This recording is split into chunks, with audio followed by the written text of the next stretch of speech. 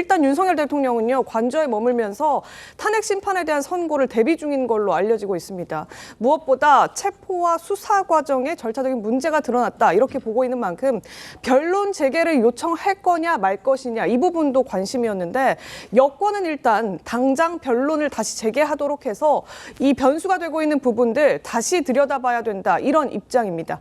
그런데 대통령 측은 생각이 좀 다른 것 같은데요. 일단 여당의 목소리 들려드리겠습니다. 내란죄 수사 권한이 없는 공수처가 이 수사를 한 거, 이것이 지금 법원의 결정을 보면 위법하다고 이렇게 되어 있기 때문에 헌법재판소가 이번 법원 결정을 좀 참고를 해서 적법조차에 미흡한 부분이 있다고 판단이 되면은 변론 재개도 필요하지 않나.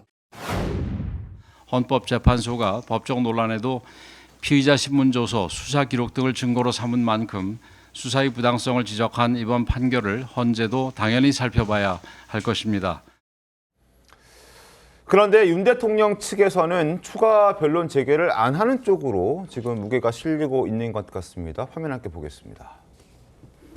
자, 저희 TV조선 취재 결과에 따르면 일부 변호인들이 관저에 찾아가서 윤석열 대통령에게 변론 재개하지 말자, 이렇게 건의를 했다고 합니다. 그리고 이를 윤 대통령이 수용한 것으로 지금 전해지고 있습니다.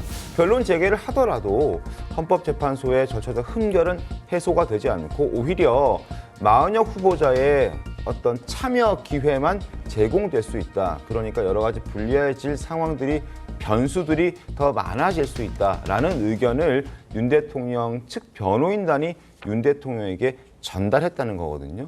이 부분에 대해서 좀 의미를 좀 부여해 볼 수 있지 않겠습니까?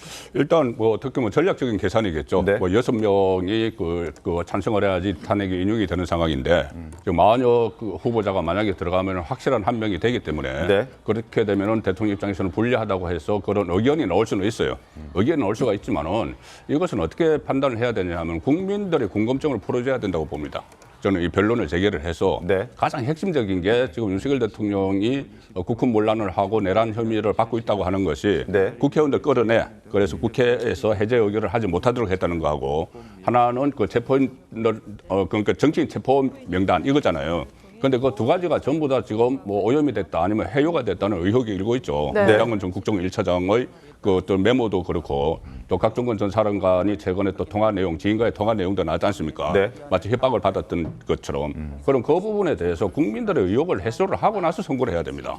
그러면 가령 예를 들어서 홍장원 씨하고 그 메모를 정설을 했다는 보좌관을 대질 신문을 한다든지, 네. 아니면은 그 707 단장, 김현태 단장과 각종건 사령관이 서로 다른 이야기를 하잖아요. 해요 장면을 봤다고 하잖아요.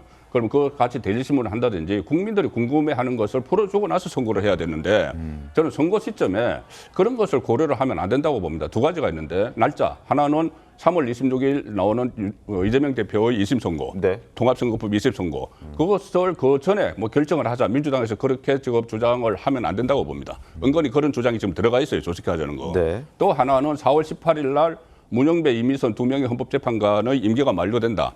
만료되게 되니까 그 전에 해야 된다는 또 이야기가 나오지 않습니까? 어떻게 한 나라의 대통령의 그 거취를 결정하는 문제를 헌법재판관 두 명의 임기에 맞춰서 할 수는 없는 거예요.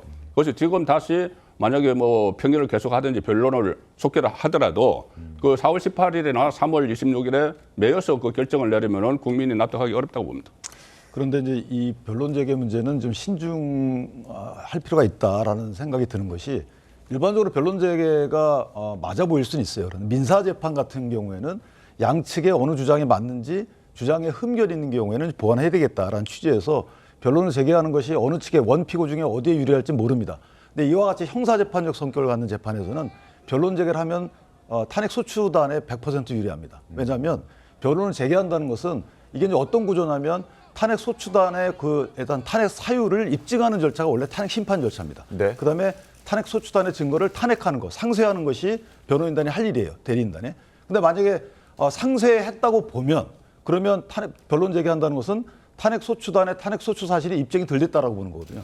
그러면 탄핵 소추단의 입증을 할 수 있는 장을 열어주는 꼴이라서 그런 취지의 이제 이 구조 자체가 그렇게 됐다는 거고, 이게 단적으로 최상목 권한대행과 국회의 권한쟁의 심판 때 보면 변론 재개를 해가지고 바로 끝냈잖아요. 그러면서 국회에게 촉구했잖아요. 이거 결의안 할 수 있는지. 네. 그래서 결의안을 해오니까 바로 새누리당법 결론대회 졌죠. 자, 이런 전례에 비춰보면 사실 대리인단 입장에서 보면 대통령 대리인단 입장에서 보면 이것이 불리한 구조로 흘러갈 가능성이 크다. 오히려 지금 문제 제기되고 있는 부분들을 증거에서 빼면 되는 거거든요. 그러니까 이것은 지금 현재 문 닫은 상황에서 문제됐던 이런 그 증거조사를 거쳐서 수집된 증거들을 네. 쓰지 않으면 되는 거예요. 이런 그래서 뭐 식으로 의견서만 제출하자는 그렇죠. 의견이 그런 거기서 식으로 나오는 거군요. 촉구하거나 뭔가 문제 제기를 하는 것이 훨씬 더 유리한 변론 방식이 아닐까 이런 생각을 하지 않았을까 생각합니다.